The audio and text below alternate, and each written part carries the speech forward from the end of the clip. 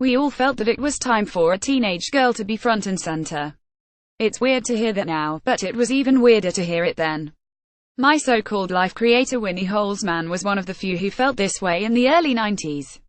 At the time, teen girls who were taught to be seen and not heard had started loudly rocking out to the feminist antics of the Riot grrrls, but mainstream culture wasn't playing along.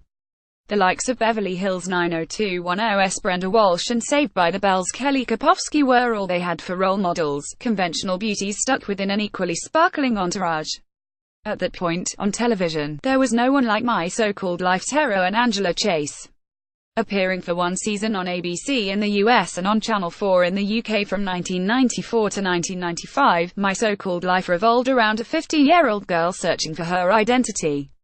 Like the Wonder Years before it, MSCL was that rare series to use a teenager as its narrator, but, unlike Kevin Arnold, Angela Chase was a highly unreliable one. People say you should be yourself, like yourself is this definite thing, she'd say. With her, the personal was political. Angela's revolution was within herself, a rebellion against her former identity, the one prescribed by her parents.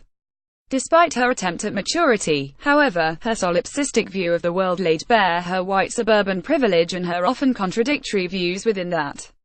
Trying to do a television show from inside of a person's experience was a pretty new thing, recalls co-producer Marshall Herskovits.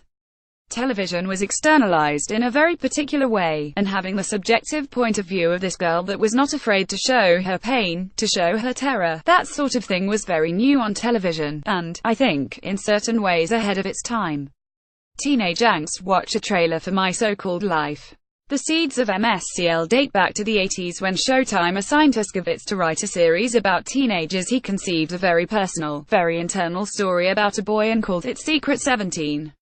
It was my interpretation of my own experience of being that age and what it was like to go through all the tectonic changes that your mind and your body go through at that time, he recalls. But management changed, and his series was not picked up in the end. So Herskovits and co-producer Ed Zwick moved on to 30-something, a dramedy about the angst of a bunch of delayed adolescents in their 30s. There they approached writer Winnie Holzman about creating the next series, and when Herskovits mentioned Secret 17, she really sparked to it, as she had been ruminating about her own adolescence. She started with a diary. Holzman wrote from her own memories of high school. Herskovits says she could conjure them better than anyone he had ever met, formulating what would eventually become the voice of MSCL's narrator. Everything that you love about that show was already there, just in those words that she wrote from this girl's point of view, says Herskovits, who adds, it's not like she was doing herself. What she was doing was projecting the sensibility that I think every sensitive, introspective person has when they go through adolescence. Both he and Zwick read her notes and immediately responded, okay, go. You've got a show. Family Matters. Claire Danes Center and the cast of My So-Called Life. Photograph Mark Seliger. Getty with Claire Danes. Holzman was able to mold these words into the shape of Angela Chase. The as-yet-unknown actor was chosen over Alicia Silverstone, as the latter's Hollywood beauty would have subverted the series' aim, to authenticate the teen girl experience. Danes was beautiful one minute, plain the next, her body language expressing what words failed to, her own life and forming that of her fictional alter ego. As Brian Crackliff Devon Gummersole, the geek who is crushing on Angela, says, SHE's not just a fantasy. SHE's got, like, flaws. SHE's real. Highly attuned to small-screen stereotypes, Holzman was intent on dismantling them.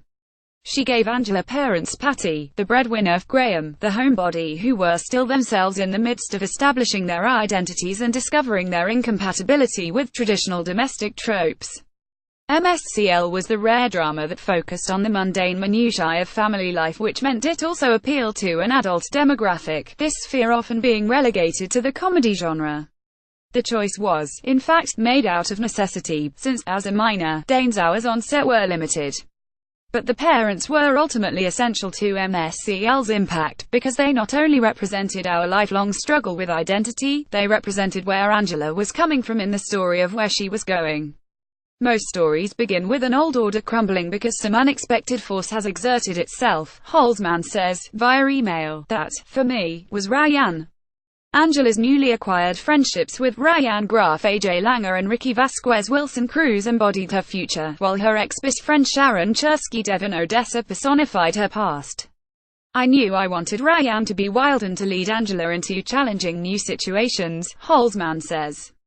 The epitome of excess, Ryan was a physical onslaught. All those braids, all those layers, all that volume, whose single-parent household and descent into drug-induced nerdith was a means for the Chasers to betray their suburban condescension and for Holzman to betray her commentary on privileged folks' response to socio-economic divides and the complexities of hierarchical friendships.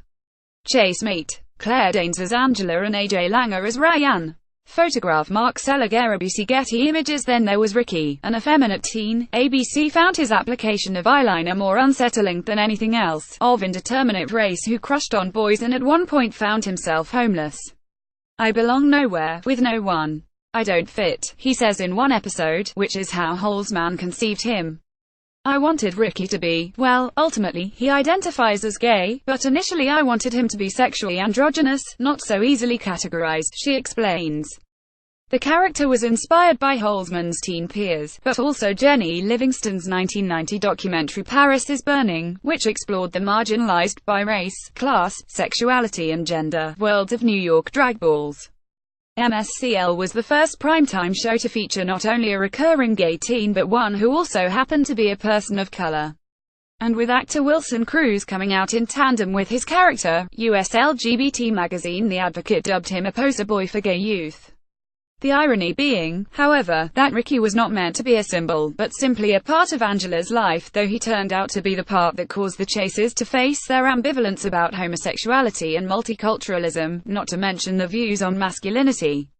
MSCL not only flirted with gender fluidity before it became a part of the national conversation, it questioned the parameters of conventional maleness.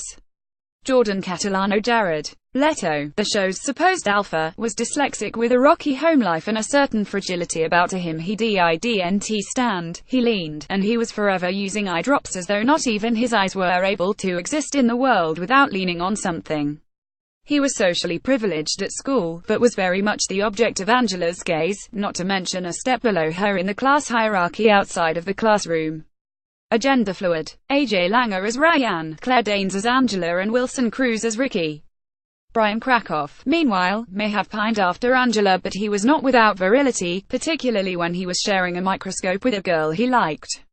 It would be a few years before a guy like this would get a girl in the guise of Buffy the Vampire Slayer's Xander, Dawson's Creek's Dawson and Felicity's Noel, Angela preferring, in this case, to choose fantasy over reality. Brian is part of her past, says someone she must reject if she's going to move into this new experimental identity, says Holzman. They know each other in a particular way, intimately, in some ways, and yet, because they are both now struggling with her transformation, neither really knows how to relate to each other anymore. Whether or not its heroine was getting any, My So-Called Life was the rare primetime show that candidly discussed teen sex. According to the Kaiser Family Foundation, by 1996 only 12% of shows involved adolescent sexual content. Not only that, teen girl sex. In Angela's words, there's this dividing line between girls who have had sex, and girls who haven't. Thus Sharon, the suburban good girl, self-flagellates for enjoying sex with a guy she doesn't respect, while Ryan, the deadbeat, is free to believe you don't have to, be in love to have a good time, while ultimately feeling empty. And Angela, unable to conceive of copulation without all the losses associated with it, fails to bend to Jordan's pressure. As she says early on in the series, I don't know, maybe I'd rather have the fantasy than even him. Even for Angela, sex is too actual. While authentic adolescence could be heard in the words and seen on the bodies of MSCL's characters, the show's accoutrements spoke to their reality just as readily. Beverly Hills 90210 had transformed the teen show into a vehicle for marketing fashion and music, but the look and sound of My So-Called Life interacted with the lives within it.